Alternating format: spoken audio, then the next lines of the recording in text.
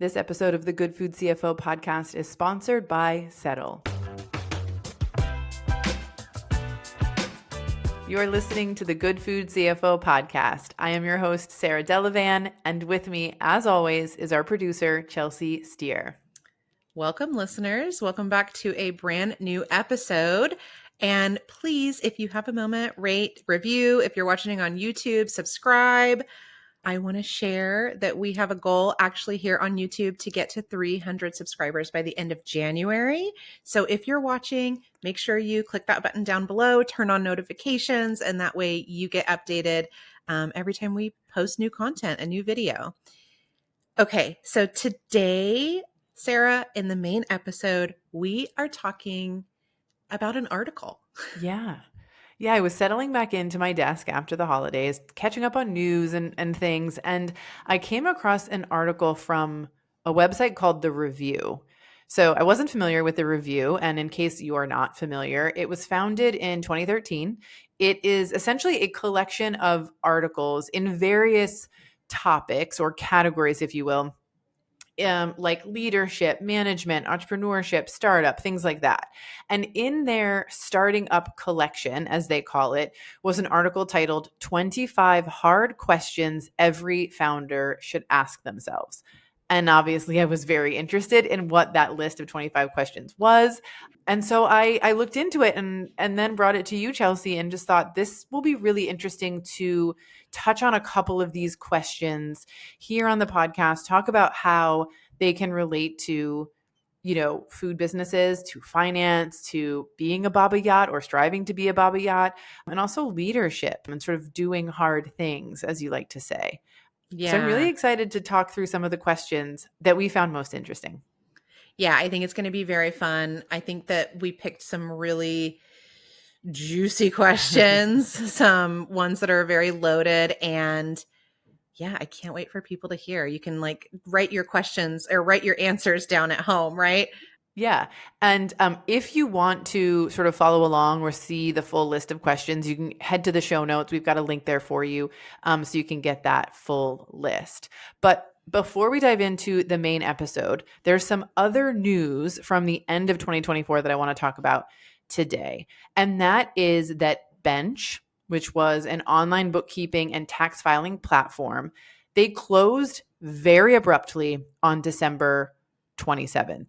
There was a closure notice that basically said, we are closed effective immediately, and we recommend that you reach out to the modern accounting software provider Kik for support with your bookkeeping. And obviously, end of the year, not only for like year-end review, finishing your books for the year, preparing for taxes, like this is a terrible time to shut down, but they're also like transitioning to a new bookkeeping firm, that's no small feat. The story gets a little bit more interesting because 3 days later, so on the 30th of December, Bench was actually purchased by Employer.com for a currently undisclosed amount of money, at least at the time of this recording.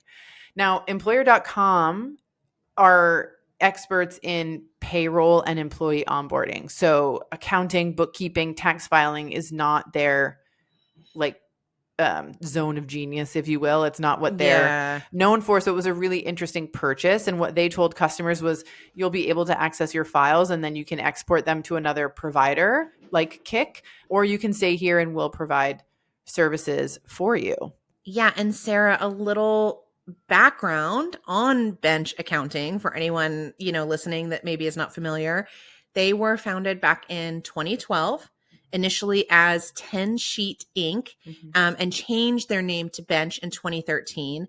The company is based in Vancouver, Canada, and they basically paired intuitive software with real human bookkeepers, as you kind of mentioned already. They also had $118 million in total funding. Yeah. And that includes $60 million, which they got in a Series C round in 2021. Yeah. Now, I'm very interested in hearing your thoughts around, either what companies should do, what they can do, or really what you think about companies that were working, specifically in food and food CPG that were working with Bench. Yeah.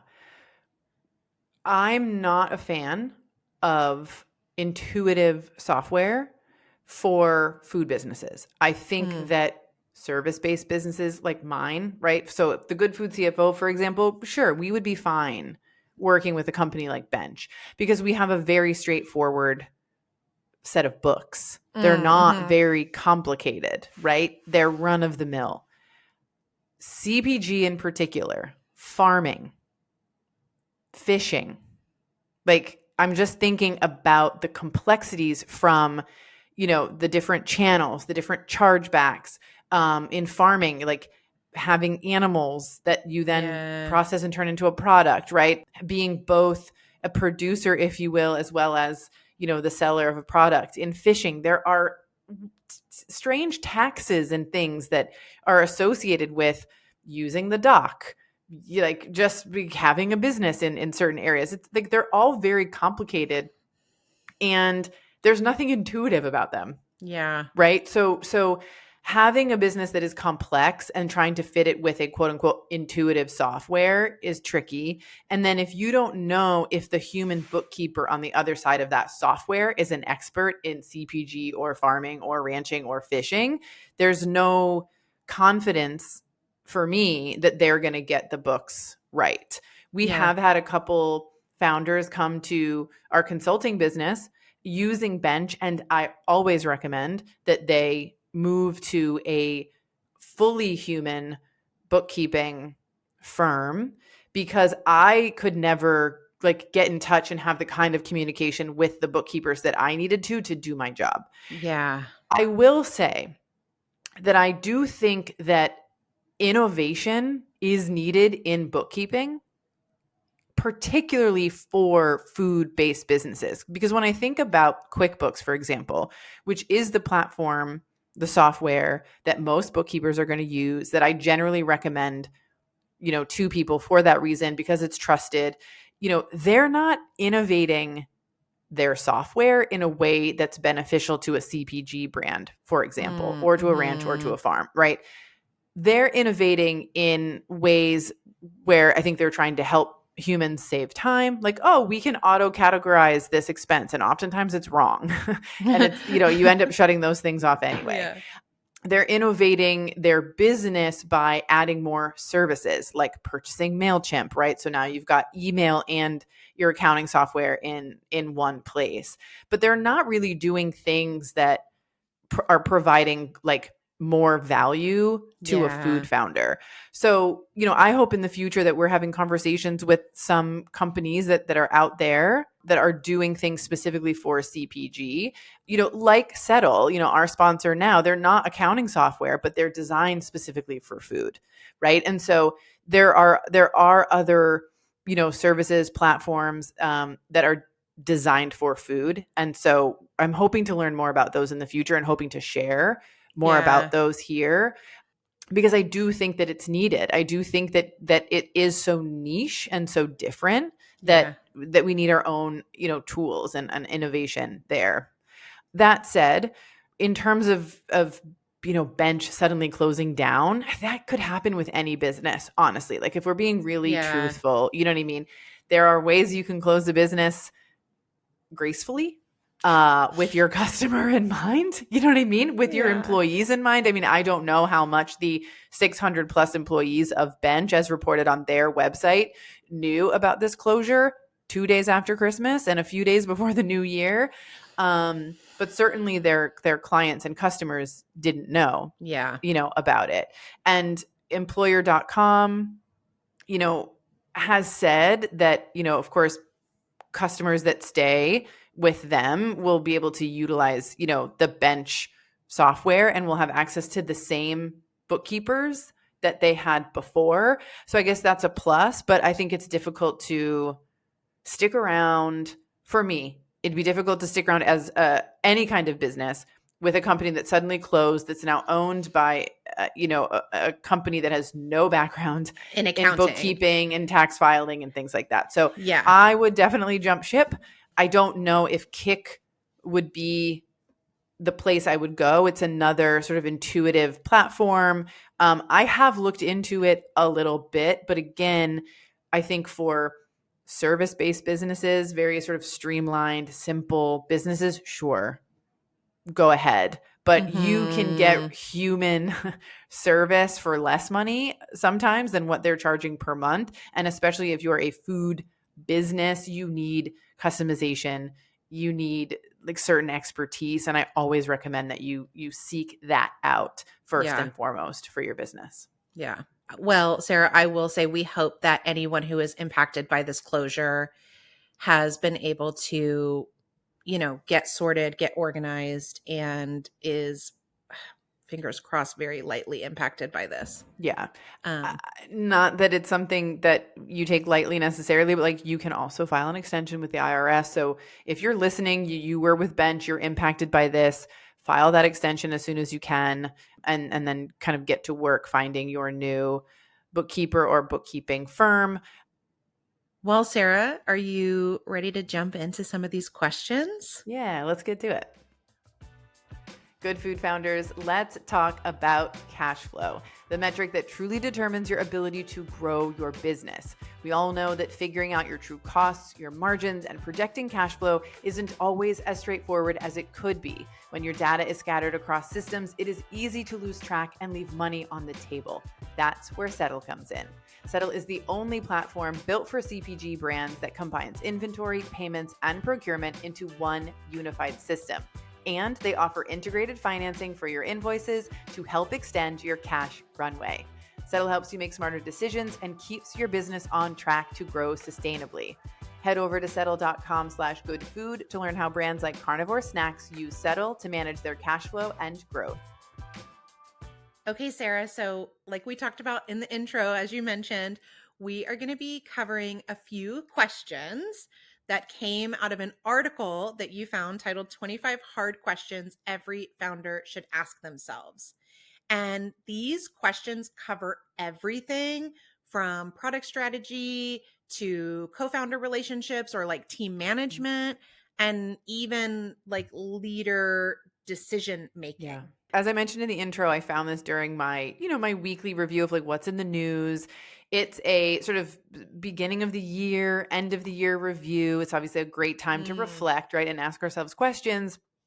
But as they mentioned in the article, these are things that are great to ask yourself for a pulse check, as they put it. And I think that that's a great term to use to describe the types of questions. And as you'll hear in some that we're going to highlight today, there are certain times in your business you'll ask this question of yourself. It might be based on something that's happening in your business, or it might be during a quarterly or annual review. The one thing I do want to say, if you click through and you read the full article, there is a bit of jargon.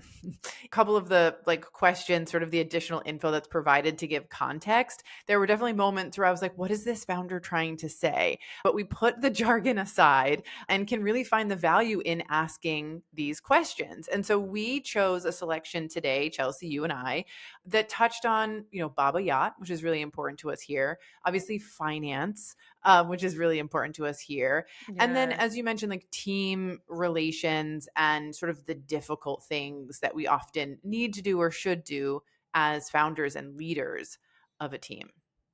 Yeah, I'm ready to jump right in here.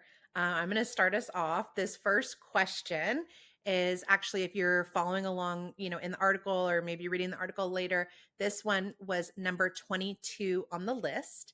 And the question is, if we close 100 more deals, basically like the one we just did, right? Will we be happy or sad? I think this is such a great place to start. This is, if it's not apparent to everyone who's listening, this is a Baba Yacht energy question, right? I think especially in the world of food and CPG in particular, if you think to yourself, maybe you closed a deal with UNFI and that's exciting. but maybe the margins aren't great. Or maybe you closed a deal with an independent brand and the margins are strong and they really want your product on shelf. And right. And obviously I'm pitting two types of business, decisions Yeah. against each other, but I'm doing that to give an example of, depending on your business and what your goals are and the kind of business that you want to be running, you're going to have feelings about that deal that you recently Mhm. signed. And I think this idea of asking yourself the question, will we be happy or sad, is very, very interesting. And I also think that as food businesses with such small margins, typically profit margins, particularly on the bottom of that P&L, we can very easily fall into saying yes to Yeah. opportunities that maybe we don't love, right? I've seen that with founders. I've seen that in my own business, in the early days where, I'm starting a consulting business and I need revenue, and I Yeah. want to help people. And maybe this client is not a dream client of mine, but I need the money. I want the experience. And so if I signed 100 more clients like that, or businesses, of a certain type, maybe I wouldn't be as happy as I would be if I was working with a client of another type, right? Just as like a very simplified example. So I don't think it has to be like a 100% happiness level versus zero. It could be somewhere in between, but I think gauging that after signing a deal is a good practice and an interesting thing to do. Yeah, and I also love that they talk about, when we're talking about the extra information under the Yeah. question is absolutely you're right. Like what does the margin look like? How happy does that make you? But they also point things out like, does this feel like a true Yeah. partnership? Right? Will we be able to do our best work in this partnership? Will we be excited to talk Yeah. about it on social media? Like all of those things are things that you should consider, and maybe that one, right, is right for you. I'm not sure. I don't know Yeah. you or your business, but yeah, would you want 100 more Yeah. like that? And I think too, not only thinking about like the deal we just signed, but maybe the relationship that just ended, right? Yeah. So, thinking back to CPG again, or a certain kind of partnership, if it comes to an end and you look back and you think, well, that was shorter than I hoped it would be, or we didn't make as much money as I hoped we would, or that just didn't turn out how I thought I would. I think this question also gives you the opportunity to examine, what about this relationship made me not so happy, or what about this relationship made me happy, so that, And why am I sad yeah, now that that it's it's over. over? Yeah. Yeah. And so then when you're making future decisions, you can you'll find yourself making decisions that are making you happier, essentially, right? Yeah. And I think that you will never make decisions like and be in relationships that make you 100% happy all of the time, right? Like you have to learn, what did I like about this, what did I not like about this, what would I do again, what would I not do again. And that's part of being a Yeah. founder and being a part of a team and growing, so Yeah. don't be hard on yourself if you find yourself in a situation where you're like, oh, you know what, I didn't love that. Here's another perspective too. You might have loved a certain type of relationship for a while, for years, and you might be changing. You might want your day to day to change. Yeah. You might be bored with that kind of relationship, whatever that might be, right? And so you might simply be deciding, I want to do things differently. This is no longer making me as happy as it did before. This is no longer Yeah. as exciting, right? I love that. I love that. So I guess the next question would be is when do we ask ourselves this question? Right? I mean, we've already mentioned after the deal you just Hmm. made, after a deal ends, what other Yeah. points might we be asking ourselves this I think a question? great time to ask this question is at year end. We had our Yeah. annual meeting not long ago, and I'll share a little bit more about that, I think, through this episode as we touch on some questions. But, that's a great time to say, who are we working with right now? Who are our clients? Who are our partners? How are those relationships going? Which do we want to and are very excited to invest in, and which ones maybe are feeling more like a drag. I will honestly say that none of my clients feel like a drag. I don't want anyone listening to think that that's the case, but I'm giving general, you know, and you need to ask that questions to verify, no, I like everyone we're working with. I want to continue Yeah. doing this and I want to find more clients and partners like them. If you review that list, the deals you've made, the people you're working with, and they don't make you happy and you're like, I'd like to maybe not do this anymore or that anymore. You know what I mean? I think Mhm. the end of the year is a great time to review it because it's not like you're going to sever ties overnight, but you can start to think about, how will I change direction, or how will I make decisions differently in the future, or what do I want to start focusing on, in the new year, or if you're doing this quarterly, I think that's great too. And doing it in the quarter. So, I would say annually, quarterly, and at the end of a relationship or partnership are the best times to really ask yourself this question. Yeah, I love that. All right, well, let's jump right into the next Yeah, let's do it. question. If you're reading along, this one is number 8 on the list. The question is, what is the customer actually trying to tell us with this feature Yeah. request? So in the article, it's a bit tech focused, kind of software Yeah. focused, the way that they're approaching it. But when you and I were discussing it, Chelsea, we asked ourselves the question, how could this relate to a food product or a food brand?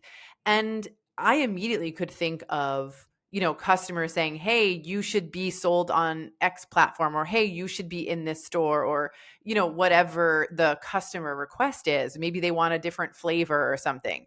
And Mhm. what they're saying here in the article is like, not to pay attention to the feature request, as they're calling it, but to instead look a little bit deeper and ask why the customer Yeah. is asking for this, change or addition or something like that, right? Probe deeper into the customer needs. And the questions that are additionally posed in the article are things like, why do they need or want it that way? What are they trying to do, or what do they want to do or are trying to accomplish, right?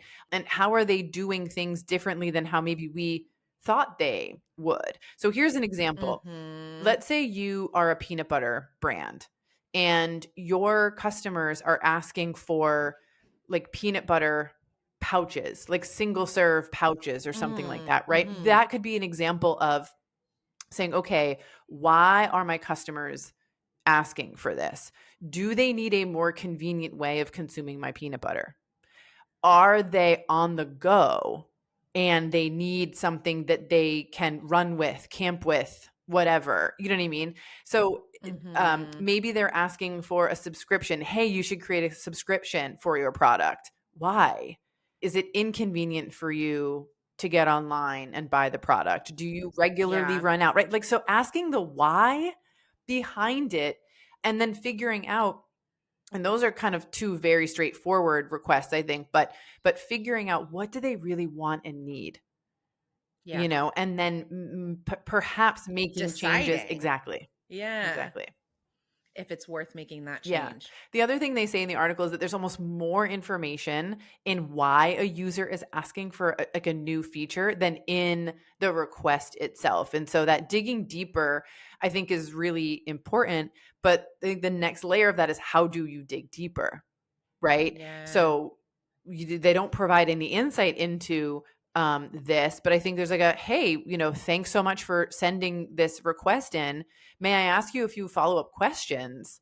How are you using the product now? How is it, you know, are you running into difficulties using it? Like, whatever the questions might be, to really get to know your audience. And that's making me go back to some of the conversations we've had here on the podcast with, brand strategists and other types of folk, where it's like, knowing your customer is a number one priority. Yeah. Who are they? How do they live? Where do they struggle? You know what I mean? How can you make their life easier or more fun, or, Yeah, and this is completely reminding me of your conversation with Mhm. Kathy from the podcast, where she really drove home that you need to understand how Yeah.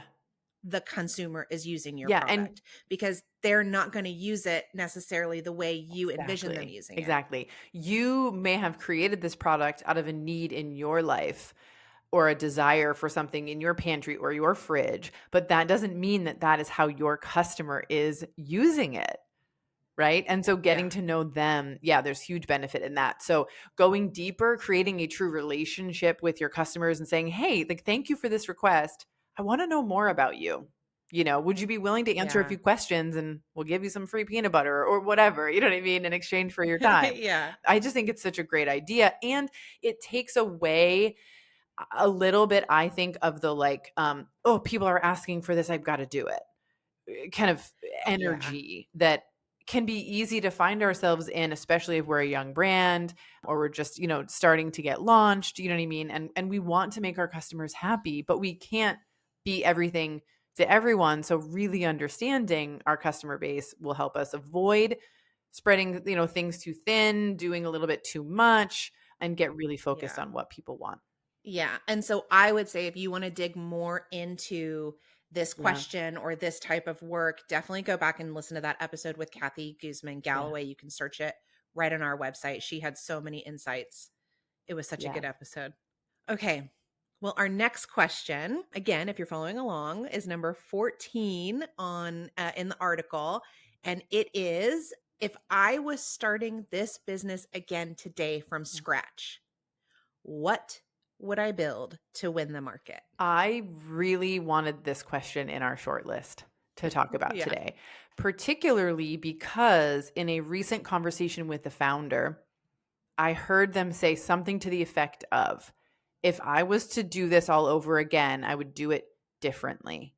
And it wasn't until Mm, after the conversation was over and, I was continuing on with my day, I started to think to myself, what changes would they have made? And could they make them now? And if mm, the answer was yes, like, why aren't they? And so I wanted this question here to pose it to anybody who is thinking about or who has thought, if I was going to do this again, right? If I was going to launch this business from scratch today, what would I do? And then go a yeah. layer deeper and say, why am I not doing it now? What is holding me back from that? Why can't I? Yeah. Yeah. Yeah. And if you're not, quote, as the question says, winning the market, and you could be if you did things differently, why wouldn't you make that change? Why not? Yeah. Yeah. And as a finance person, when you're making a big change, you want to look at your finances. You want to think it all through. You want to understand what those changes would cost you, both in time and personnel and money. But explore Hmm. that. I think just exploring that is a really great thing that would come out of asking yourself this question. And I think it's interesting here that this CEO of Shippo that is kind of further Yeah. answering this question, that she says that this question helps her resist the sunk cost fallacy, Mm, right? That it helps her to essentially stop or not waste any more yeah. money on something when she could be making a Yeah. change. So I think that's a really interesting perspective Yeah, also. there were a couple other questions, I think, in the list, Chelsea, that were sort of geared toward like, what are you not seeing? Right. Yeah. What opportunities might be available to you, and you're sort of have too narrow of a vision to see them. And I think that this is closely related to those. So again, I want to say that if Yeah. you feel this in your business, oh, I would do this differently. Or maybe you heard the episode with Sarah Nathan from Newish, and you're like, oh, logistically, my product is Mm. difficult to work with. If I would have made it in XYZ way, it could, you know what I mean? Like, why not? Like, Yeah. open up your mind and ask those what if questions. What if I was open to changing my product? What if I was open to changing channels? What if, what if, what if? And a lot of ideas can come to you. And oftentimes those ideas can still be very in line with your vision and what you want to create, right? So, Absolutely. And Sarah, I think that leads right into our next question. Speaking of having an open yeah. mind, right, is number 21 on the list. What's the next glass Mm, ceiling? And I'm going to follow up with some okay. questions here to give this one a little more context. Number one, do we have a limited market? Two, are some expansion areas blocked by strong incumbents? If we do see a ceiling, what can we do Mm. about it? Is there enough time in advance that we can break that ceiling or go around it? Like, basically, have we made all we can make? Is there a way to make more? Yeah, yeah. I love this question for lots of reasons. And I'm going to give a real life example from another recent conversation that I had. So, without giving away any specific details. So, retail store, amazing product, beautiful design, awesome clientele, sells out of product, right? So naturally, they Mm, have the capacity to sell more. And so, in order to sell more, particularly of things that are made in house, as the most of mm-hmm, the product is, they need more, they need to invest in the team and the equipment to do more. And given the mm-hmm, space constraints, they need to invest in like an outdoor facility, like a secondary facility, mm, right? So, my question to them was that absolutely we're missing out on revenue because of the lack of space and the lack of ability to produce enough product to satisfy the market demand that you have in your store. But what mm-hmm. is the cost of this investment that you're going to make? And what is the max that you're going to be able to generate in revenue within the store? Because there Yeah. will be sort of a max ticket value. It's just that's a natural thing, like for that store, for the customer. And there will be a physical limitation to the number of humans that can be rung up in an Yeah. hour. And if your store is open 8 hours, you know what I mean? There's a physical limit to that. And so the Yeah. answer, what we talked about was just recognizing that there is a ceiling to the amount of revenue that you can generate in this space and being aware of the cost of the investment versus that additional revenue, but then being open-minded to, well, what other solutions exist to generate more revenue? And can we do it in a Mm, way where we don't have to spend a lot more than this initial investment we're already thinking about making to grow our revenue? And it opens the mind to go, well, okay, there is this other opportunity, and this is and it just so happened in this case there was a second, we'll call it retail location, that sort of helps us break that ceiling, whether it's this year or next mm. year. And so this is that open-mindedness to go, oh, well, this is what I am building, and this, but if there's a limit here, what else have I been dreaming about? What else do I Yeah. want? What else can I Like, do? here is that ceiling, but over here Hmm. there's no Yeah. ceiling, or the ceiling then gets raised, or like whatever Exactly. that looks like. Exactly. I love And that. for let's like that's a retail example, but when you're thinking about, let's say, CPG or any kind of food product, right? It might be that you're hitting capacity in a channel and you didn't think about another channel or a certain partnership or something. I know, Mhm. Chelsea, you've brought me a video, an article. It'll be a YouTube exclusive that we do in a couple of weeks on this Yes. very topic of like a ceiling that was hit of sorts and how a founder worked their way around it, if you will, Yeah. to build a successful brand. Yeah. And so so being open-minded, asking yourself this question: have I hit a ceiling? Do I see a ceiling coming? And what can I do to kind of keep growing if that's the thing we need to do? Our next question is a juicy one. I'm going to tee that up. And I know you probably have a lot to say here, but this one is number 6 on the list. And it's, what's the kill criteria for this project? This is juicy and this is really hard. Okay, I'm gonna say that I didn't have a kill criteria for my food business. And as a result of not having a kill criteria, there was a lot lost there, Yeah. financially, physically. emotionally because we hadn't predetermined the end. And what that created in my experience was, well, if we just keep going, well, we could keep pushing. We've worked this hard. We've done it for this long. You feel like you can't Mm, end it sometimes, right? Another type of situation where we see this is, you're launching something or you're trying something new and you don't have a kill criteria for it and it's not working and maybe it's draining money on your business or in your business and you just keep going, and it could be because you don't think you can stop it.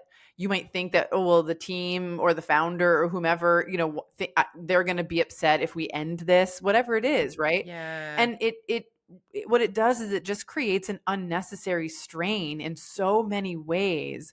If you don't have listen, we're going to give this X amount of time to work, and this is what working, quote unquote, will look like, or these are the benchmarks and milestones, and if we don't hit them, then we stop. you know Yeah. it's a tricky thing to do, I think, for a lot of people, because anytime you launch something, it's because you think it's going to work. Yeah, you want it. You're like, we got this. Yeah. But I do like that they talk about it from on a project Mhm. basis, right? Like it's not just about the Yeah. business kill criteria. It is for this Yeah. project. And I think that a little bit takes like, yes, I hear what you're saying with like if of course you think it's gonna work, you're launching it, Yeah. right? But I think that looking at it that granularly, like project by project, kind of takes a little bit of that sting or that ego hit or that whatever out of it. Yeah. Well, and you lead me to the next thing I want to say, which is when you're launching something, whatever that project is, a product, a marketing department, or collaboration, whatever it is, there should be certain expectations of that project, Mm, financial or otherwise, mhm. right? And in my opinion, as a CFO, they need to be well thought out and like written down somewhere. Yeah. Anytime one of our clients wants to embark on a new venture, we usually call them like mini ventures inside the business. We want a plan, a financial plan for that particular venture or project. And then we know what we believe that project or venture should do. And we also have a sense of the timing in which we believe certain things will happen. Yeah. And that is what we can measure our progress against. And we might say something like, okay, maybe we want to achieve a certain amount of revenue, or maybe we want to have a certain number of customers, right? There are certain benchmarks, and maybe we get 2 out of 3. Well, maybe a 2 out of 3, that's a no kill. Maybe a 1 out of Mhm. 3 is a no kill. Maybe anything but a 3 out of 3 is a kill. You set the standard. You set, what will be a go no go situation. But I think Mhm. there's so much value, and again, I'm biased because I'm a CFO, but in creating that plan and what those expected outcomes are, so that there is no emotion. You go, I really wanted this to work, but clearly it's not. And we don't have Yeah. the money to continue investing, or we're not going to strain our finances by continuing to invest, or we're going to modify, you know what I mean? Whatever it is, Yeah. like, And it goes back to that sunk cost yeah, fallacy, right? Like, oh, we got this far, we should keep going. We should, yeah, and I like what you're saying about it's up to you, right? You get to decide what it is or yeah, isn't, but at the end of the day, you have to yeah, decide, right? yeah. Like you have to have something in And let's place. be very Um, real here.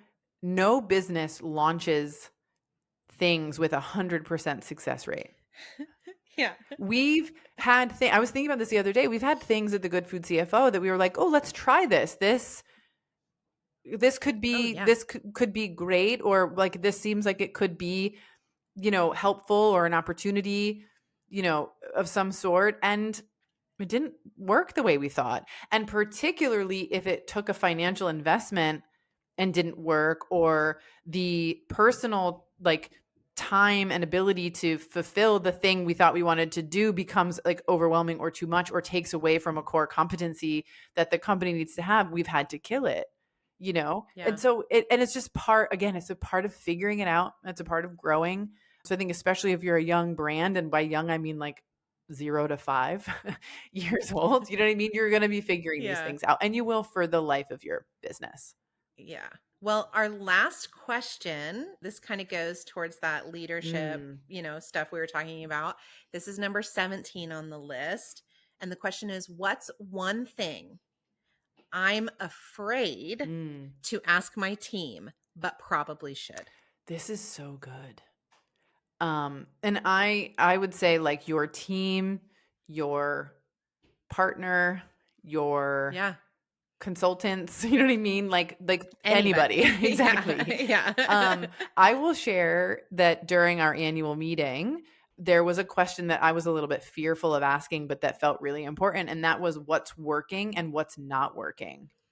Yeah. Because we're open here. We have weekly all team meetings. We have weekly, like, sort of departmental meetings, if you will, where we really focus in on certain things and moving things forward. But there's a lot of time spent on, okay, what is the next thing on the list, on Yeah. ideation, things like that. We don't actively spend a lot of time historically saying what's not working unless something's like really not working, right? Like, Yeah. And then it's not, nobody's asking it. Somebody's just going, hey, hey, this is not yeah, working. yeah. Yeah. But so posing that question for the first time formally in the annual meeting, Yeah. I was like, what is it going to be? And hopefully I create enough of a safe space where you guys feel like, okay, I can be honest here, because that's the point. Well, what I thought was so interesting was that you did pose the question, and then we all took a few minutes, right, to write on our own and really get our thoughts down. And then when we presented to each other, the things that we thought were not working were Yep. all aligned. Yep. Like we all were aligned in what is not working. And Emily Anhalt, who's the co-founder of Koa, actually says, fear often prevents us from uncovering the insights that could lead to Yeah. growth. And I think that's such a huge, huge Yeah. statement. And those, like for us, right, those insights were, yeah, we all think this thing is not Yeah. working. So let's get, Yeah. get Yeah. by. And she goes on to say that by leaning into discomfort and asking those tough questions, that is a part of creating the culture of openness and innovation. Yeah. And so we've committed to asking that question quarterly during our quarterly team meetings to say both what is working and what is not working. And I'm sure they're not going to align completely all of the time, forever, but it was Yeah. really good to all be on the same page and not just feel like this thing isn't working, and it's not so bad that it's causing a problem per se, Yeah. but like it's just not working. It's either a waste of time or it's a waste of energy or like whatever. And sometimes it is the littlest Mhm. things that you're like, this takes so much time or like thought power out of my Yeah. day, and there's no return on Yeah. it, right? Or there's very little return or Yeah. whatever. That I think, yeah, asking that question and not being afraid and getting it all out on the Yeah. table. I think especially, right, from the seat of a founder is such a huge Yeah. thing. And I want to take this into a different direction and think about, I'm thinking right now about if you've got an employee, a team member that you're getting a vibe of like this person isn't happy, or and no one's asking any Yeah. questions. I've worked with founders who've said like, I know that they're not happy, and then there's certain characteristics, certain behaviors that are happening, but like I need them around. I don't want to lose them, even if they're Mm, right. So I'm just not going to say anything, and we're just going to hope that I can hang on to them for as long as I want. It's like, no, no, no. Both of you would be so much happier and so much yeah. better off if you have the difficult conversation. You ask the question, hey, are you still happy here? How is this Yeah. going for you?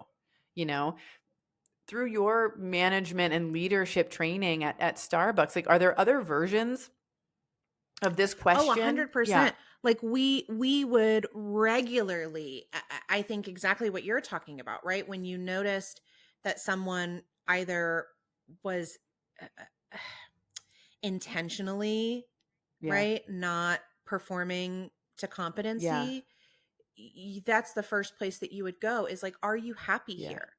Because no one's holding you, Hmm. right? And if you're not, like, that's Yeah. fine.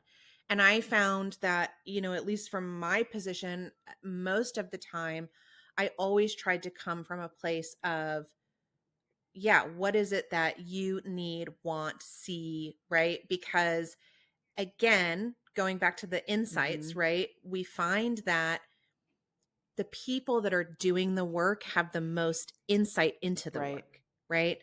And so, like, for example, as like from my experience, yes, I was a barista at one point, but then I worked up my way up and I was a store manager, and I did barista work, but that wasn't my whole Yeah. job. And so somebody who was a barista full time or whatever, they obviously had so much more insight into that role than I did. Mhm. And so if I could really pull from them what wasn't Yeah. working, what they needed, what they wanted even, right? And going back to the idea of creating an innovation through like the culture of Yeah. innovation, there are so many times that partners felt comfortable to even just come and tell me these things without Right. asking, without me having to ask, right? Because that is the culture that was created. And there were so many things that they, I guess the right word is created or changed, that were from Right. them, right? It wasn't company driven, it wasn't, but it made things better. Yeah. It made the customer experience better. It made the partner experience better. It made the store cleaner. It made like whatever it Mhm. was. And that's when, then instead of being scared to have those Yeah. conversations, you feel extremely proud Yeah. of the people that you work with Yeah. because they are just making things better all the time. Yeah. That leads me to like a couple of thoughts. This is so cheesy that like the term that's coming to my head, but it's like conscious leadership. And what I'm Mhm. picturing is like how easy it is as a founder to be like, well, this is all the stuff on my to do list, and my people are competent and they're going to do their thing. And you just sort of are in your zones Yeah. and like really thinking about, okay, what kind of culture does that create? And versus the kind of culture I think we have or that I want us to have. Am I slowing down and stopping and checking in with people? It's like a very simple example, right? Or are we always just working and doing the next thing? Yeah, and you even saying that makes me think of the fact that, like, I know, for my part at least, and I know that I had partners that were like this too, right? Where I'm just going to do my Yeah. job because I'm just going to do my job. That's just my Mhm. personality, right? And I'm never going to be like, "Hey, this thing really bugs me," or "Hey, this does not work," Yep. and until somebody says, "Hey, how's it going?" Yeah. or "How's your day?" or whatever, then I'll be like, "Oh yeah, I'm so annoyed because blah blah blah." But I never thought of it as like, "Oh, that can Yep. change because it's just my Yeah. job." And that's the You way that know? it is. And so I will Uh-huh. deal with it. Yeah, Yeah. I will suffer in Yeah. silence, Yeah. right? And that's my personality. And so, yeah, having someone to say, "Hey, how are you?" or, whatever, it can start off as that simple of a Mhm. conversation. Yeah. And, as we mentioned earlier, there are 25 questions on this list, and there are more questions kind of in this arena. I know one of them is about, like, am I sharing the vision of my Yeah. company with my team in a way that allows them to, be autonomous, make decisions, drive things forward, not require top down decision making, Leadership. Yeah. there's other questions that are related to finance and things. So, business jargon aside, it's an interesting list of 25 questions to ask that definitely sparked obviously conversation for you and I, Chelsea, and hopefully for those of you Yeah. listening. And we've got the link in the show notes if you want to, read through the other questions. If you have a moment of like aha, or like I want to talk about this more, we want to hear from you, Yes. because we do have an idea of maybe answering some of these questions with a couple of founders who are interested in diving into one or two of them. So email us hello at thegoodfoodcfo.com if you look at the list and you're like, oh, I want to talk about this, or oh, this is having Yeah. an impact, or maybe you're like, this is a dumb question. whatever. We want to hear from you. I think. We'll talk about the dumb questions Yeah. too. As you said, Sarah, if you are listening and you do want to talk about any of the questions, be sure to email us hello@thegoodfoodcfo.com. And I think we're done. Yeah. See you guys next week. Looking for more content like this? Subscribe to our YouTube channel. You'll see weekly podcast episodes as well as other content related to the show. Just visit youtube.com/@thegoodfoodcfo. Thank you for joining us here today. If you enjoyed this episode or found it helpful or inspiring in any way, please share it with your founder friends on social and rate and review the podcast wherever you listen. It's the #1 way to help good food founders find the show. We'll be back with a brand new episode next week.